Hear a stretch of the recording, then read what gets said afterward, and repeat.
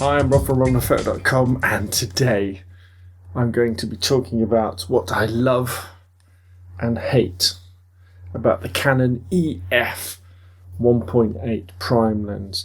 This particular one is the Mark 1, but most of these things go for the Mark 2 as well that's currently available. Now, you may think, well, Rob, what is there to love and hate about the 50mm? You know, surely the nifty 50 is a must-have lens for any photographer. It's one of the cheapest lenses you can buy, if not the cheapest lens you can buy.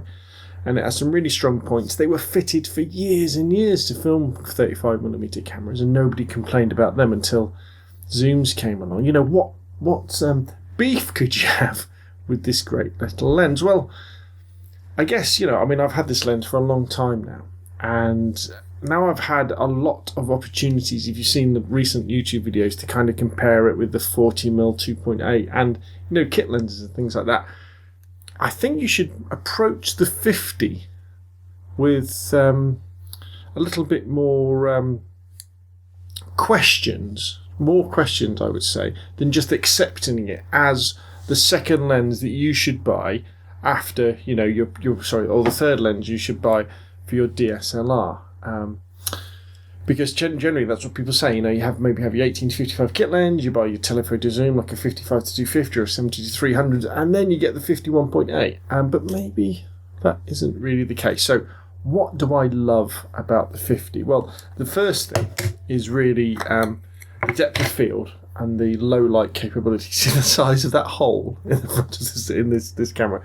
It's amazing. So what it means is, if you go to f1.8 on a lens, the aperture, the blades open up, and that means that the camera lets a lot of light in, which is great. So you can work in really low light conditions. So you can work with natural light, where with other lenses you couldn't. So with window light and things, so you get beautiful natural light looking photos.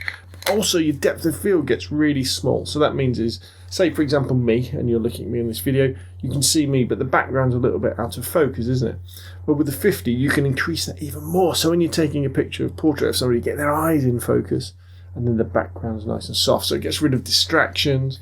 It creates an artistic look. It can be very flattering as well. So it's very nice. It's a sharp lens as well. Probably not f1.8. But when you start going to 2.8, 3.5, 5.6, f8, it's pin sharp. It's incredibly cheap, less than £100 in the UK. I think it's about $100 for the Mark II version in America. It's incredibly light, and with the Mark I version, which admittedly tends to be quite expensive second-hand, you get a depth of field window. Not that I ever use it. And the other thing that I like, kind of, is the angle of view you get with a 50. Now, 50mm traditionally was a lens that was fitted to 35mm full frame cameras. In other words, film cameras.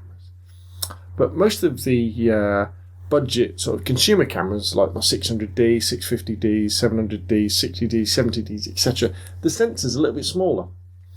So it means instead of looking like a 50mm photograph, you're actually zoomed in a little bit because you're only taking the image from the middle of the lens. So on Canons, you times it by 1.6 to give you an equivalent. So instead of being a 50, it's more like a sort of 77 to 80mm. What that means, it's like it's zoomed in a bit. So instead of being able to see lots of the scene, you can only see a lot less. And this can be very good for your photography because it forces you to take extracts from what you see in front of you instead of the whole thing, which makes your photos look like postcards. So the bad. I hate the autofocus on these lenses. The Mark 1 and the Mark 2. It's noisy, it's slow, it clacks backwards and forwards. So I don't like that. And remember also f1.8, when you're focusing in, you've got to be spot on. When you're at f1.8 and you focus on something fairly close, like you maybe would be with a headshot, the difference between getting the focus on the eyes and the nose or the ears is fractions of millimeters. So you've got to be very careful.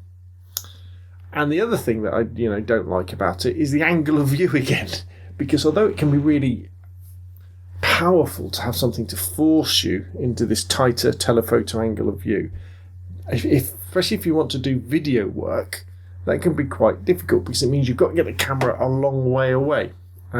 So that's not always quite so good. So often, I think the problem is people talk about the 51.8 as, you know, the must-have lens, and I've talked about it in the past in my videos as well, as this the must-have lens you should have after your telephoto zoom and your wide zoom.